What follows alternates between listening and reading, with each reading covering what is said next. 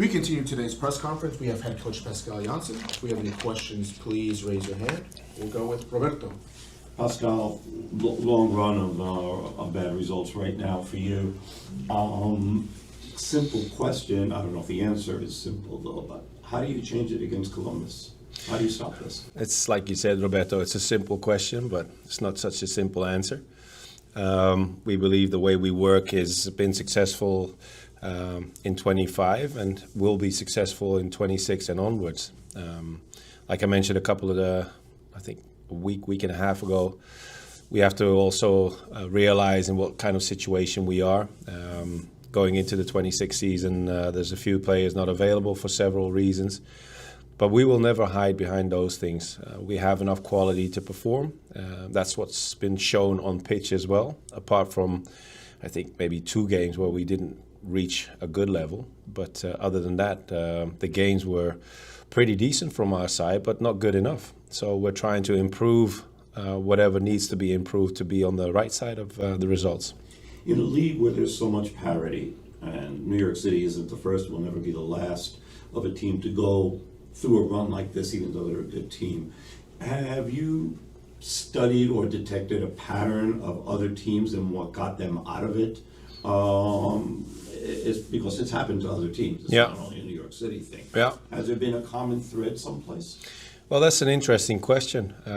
When I started the project here in New York, it was also part of the conversation because somehow MLS teams that were in the playoffs in one season sometimes didn't even reach the playoffs for the next season. So being consistent in the MLS is a huge challenge for everybody. What you see now, a couple of good sides as in Nashville or LAFC being in the Champions League as well and playing very high competitive games combined with the MLS, still performing in both leagues, which is quite impressive. But you also see teams like Charlotte, for instance, or LA Galaxy in 25 who came off a championship, or maybe even Philadelphia this season. They show a different face in the league. We can only focus on what happens to us. I don't see a pattern where I can say, okay, that is something that might be something that is happening to us now as well. The only thing we do know, we had a good start in the season of 26. And after the game against Miami, it went the other way, apart from a few games like we mentioned just now. But we're working hard to make things turn around. You recovered Tevon and Hannes for the last game. What's the health of the team right now? Yeah, well, Tevon obviously is back from suspension. Hannes is back on pitch, available again for the team. However, we did lose Aiden. Unfortunately, he had to be taken off against DC and hasn't recovered yet. So that will take more time. And we're very unfortunate to have lost Tallis, who was in the starting lineup against DC and had to be taken off with a calf injury. And it looks like he is not available for the next weeks. Thank you. Onto the Zoom, we'll go with Christian. Pascal, thank you so much for the time, as always. You're welcome. I'm curious in terms of Aiden's injury, right? I think you had mentioned after last game as well, this was something he was kind of dealing with for a little bit. Mm-hmm. He was kind of just playing through it. I'm kind of curious, maybe you could expand a little bit on what you meant by this was something that was nagging him. Was this something that's been sort of a serious thing that he's kind of been pushing him through? Is this more of just playing through a knock and, this is what athletes do all the time? Maybe you could kind of expand on what you meant by that. Well, the only thing I will say, Christian, is every player in a top league will have issues at some point. I think I haven't come across a player that I've worked with that isn't dealing with some kind of pain going into training or into games.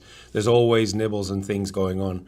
That's the same with Aiden. He has an ankle which requires some more treatment, some more attention, and that is what he is very disciplined in making sure that he is taken care of well. So there was no issue going into the games. It's just some extra attention.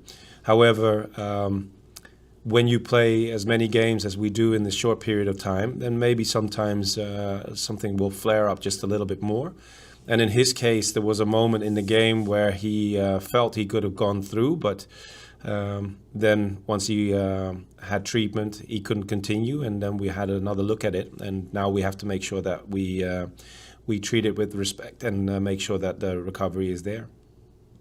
And if I could just follow up with the second question here, Pascal, something you talked a lot about last season and even coming into the season was that bulletproof mindset. That's sort of the identity of this team.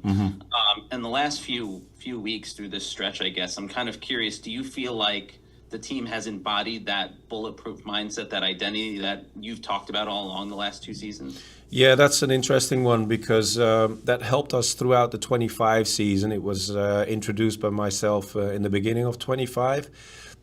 We had to make sure that we would understand what that meant for us and what it looked like and how we behave ourselves in the games that we played and the daily matters here at CFA. The thing is, though, when you go into a 26 season, you can never expect it to be at the same level with the changes within the group, and making sure that we follow up on 25 is something that we also emphasized. However, we've been struggling in the recent games to make sure that we show that same type of character and that same kind of discipline that we established in the 25 season. However, it's still one of our goals going forward. So it's not only a goal for 26, but going forward into any season together, making sure that it's something that we possess and own ourselves going forward into any game. Michael? Hey, Pascal, it's Mike Ander from Blue City Radio. Thanks for the time. Hi, Michael. It might seem like a moot point, but I'll ask the question anyway. Last week, you said after the Montreal game that Talish was not starting in that game. You started Arno Farnos because Talish was not a winger. I was just curious, when he was listed for the DC game, were you thinking of Talish starting as that striker and putting Nico on the wing? And if so, with Talish's injury, does that change your plans moving forward for Columbus? No, the plan was to go into the DC game with Tallis in a certain role as one of the 4 attackers. And what I mentioned after the game against Montreal is very clear. Once we agreed upon having Tallis come back to New York, the position in priority that we spoke about was the striker's position. And that hasn't changed. However, we're very aware that he can help us in other positions because he's a very talented attacker. But that hasn't changed. Unfortunately, like I mentioned to Roberto just now, he's not available for several weeks to come. So he has to focus on his rehab instead of being part of the team on the pitch. Christian? Hi, Coach. This is the last home game before the World Cup break. I know you've got a couple of games on the road. How keen are you and the team to finish on a high in front of that home crowd? Yeah, very keen on that, but not just because it's a home game. This is also something that we spoke about in 25 quite often. The difference between home and away games in the MLS, I understand now from my experience, do have impact, but we dealt with it in 25 and we'll deal with it in 26 as well. The main focus for us now is to make sure that we leave this phase behind us and get away from this run of games, and that's what we're focusing on. And we're not looking necessarily at this situation being a home game or a away game. Christian Arnold?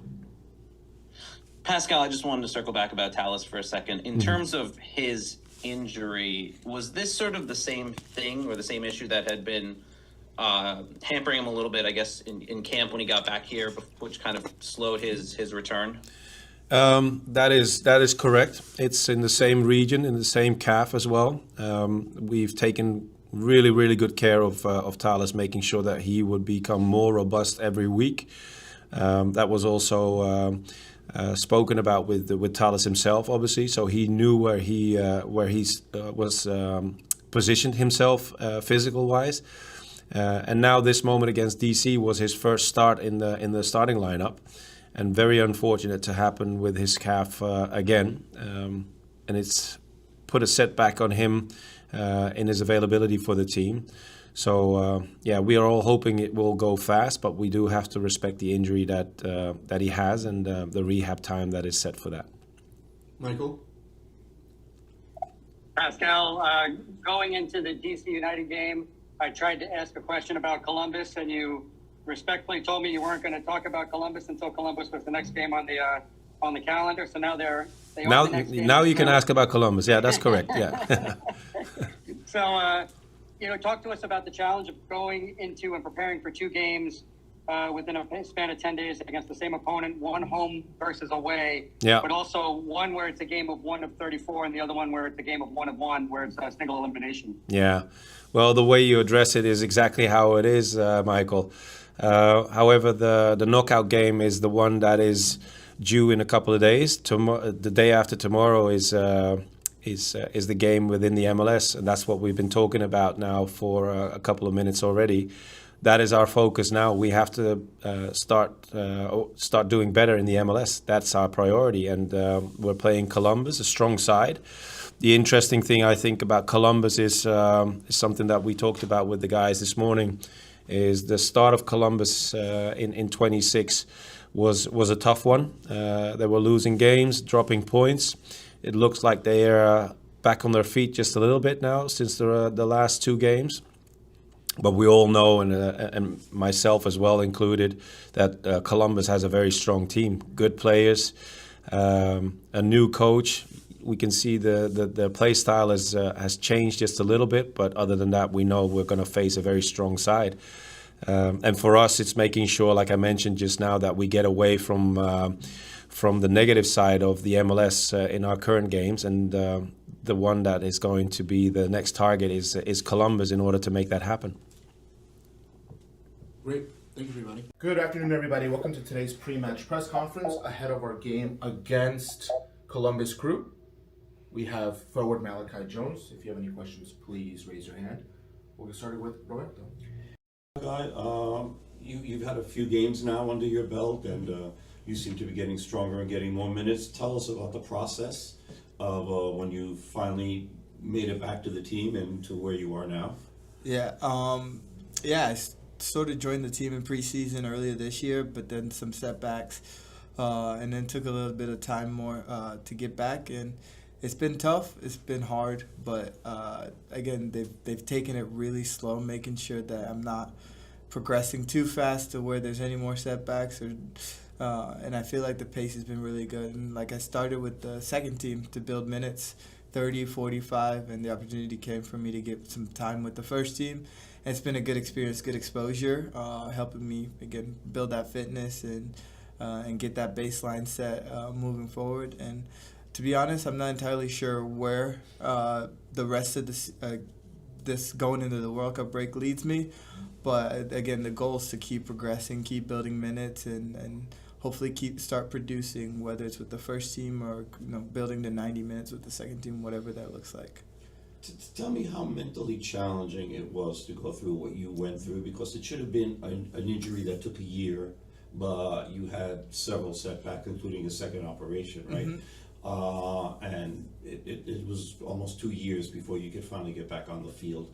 Can you take us a little bit through it and what you were going through mentally through all of that? Because I'm sure you wanted to come back as quickly as possible, and sadly that wasn't the case.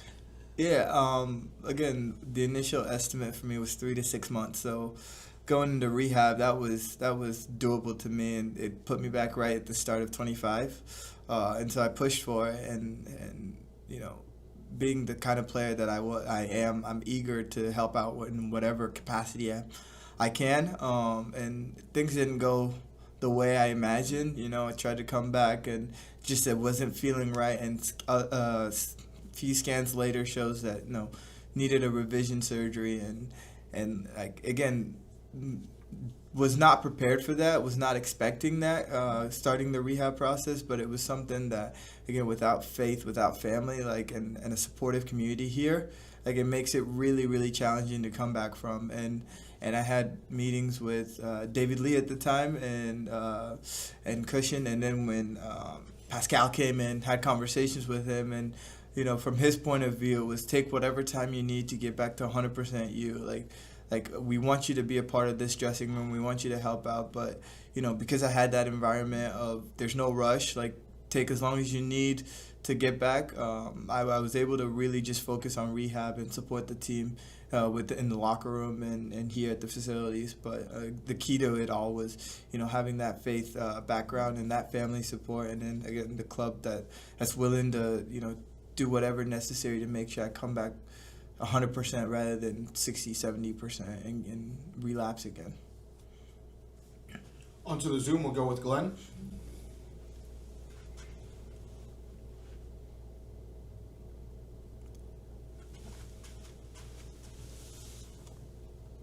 Glenn, we can't hear you. Forgive me. How about now? There we go. Thank you, guys. Now you're trying to work your way back in. So those are individual concerns because you've been out for so long. Yet the team right now is in a bit of a rut. So can you kind of give us an idea of mixing those sorts of emotions also? Because you do have to be concerned about yourself after this long absence, but we know you're a team player. But maybe go through that a little bit too. Yeah, I mean, even when I wasn't playing, gutted to not be winning every time we step on the pitch, because I think the standard that we set here is one with a winning mindset and a winning culture is one that we've created here, and whether I'm on the field or rehabbing in the gym, going through a phase like this is never fun, and I can tell that from my point of view, I'm hungry. The team is hungry for results, and I know the fan base and just the organization as well is hungry for wins. And it kind of, as excited I am to be back on the field, that excitement only plateaus to a certain point when the results aren't where we want them to be. And the goal is to make sure that the more minutes that are building, the more I'm contributing individually. And ensuring that, as a team, we get the results however way we can on and off the field. Can you, we understand the culture of the team and the mindset, but in recent games, we've heard the gaffer talk about intensity, making that play on a defensive set piece, as if your life depended on it. Those are his words. Mm-hmm. What do you think is preventing that, and what kind of conversations or efforts in training do you notice maybe that are trying to rectify something like that? I don't know that you can pinpoint one exact thing per se that you can say, because otherwise we would have tackled it right away, and I think it's a process. And as we're having Pereira come back, certain guys come back from injuries, and being reintegrated into the team, we start to see the pieces coming together. And I think for us, it's all about there are certain things we can control on the field, which is our effort and our attitude all the time, right? And so on moments like that, it's got to be a mindset switch for us in order to ensure that we're first to the ball, we're first to the second ball. And like I said, I don't think it's necessarily a one solution to fix all of it, and it's a process. And like I said, once we get going, I think we just need a game to get going. And once we get that under our belt, I think we're flying, because if you watch the games that even we didn't get the results in, you can see the run of play that we can create. You can see the creativity and the individuals on the field, right? It's all about finishing games and making sure that we get the results, because at the end of the day, that's what you guys look at, that's what the fans look at, is what does the score say. Your play can be beautiful, but the results need to match the style of play. And for us, that's what's been lacking, is making sure the results match the level at which we're playing at. Okay, thanks, man. Mm-hmm. Michael? Hi, Malachi. It's Mike Dander from Blue City Radio. Thanks as always for the time. Yes, sir. In a recent post-game press conference, Pascal Jansen referred to you as a special player. I'm sure as you've gone up through your career, you've gotten accolades and praise from other coaches, but at this level, does it mean even more that it's coming from your head coach at a professional level? Yeah, I mean, I would be naive to say it doesn't, especially one with his pedigree. Yeah, it definitely boosts confidence and gives me that ability to go out there and, enjoy the game, play with freedom, because he's given me the confidence and the sign that he believes in me and my abilities. Anyone else? Yes, one more. Just for the game on Sunday, with the club going through now 7 games without a win, how do you guys approach this to fix it against Columbus? Yeah, I think we can't change up too much. Like I said, we're so close to getting over that line of getting results that we just got to tweak a few things. And I think the coaching staff has done a fantastic job this week of preparing, and the guys have really bought in this week in terms of and getting a full week of rest with no midweek games is going to be really important for us. And part of that process of making sure we finish games. I think, again, the guys are ready. We're hungry. We know how much we need the win. And I think we're going to do whatever we can on Sunday to ensure that the results are in our favor. Thank you, Mark. Mm-hmm.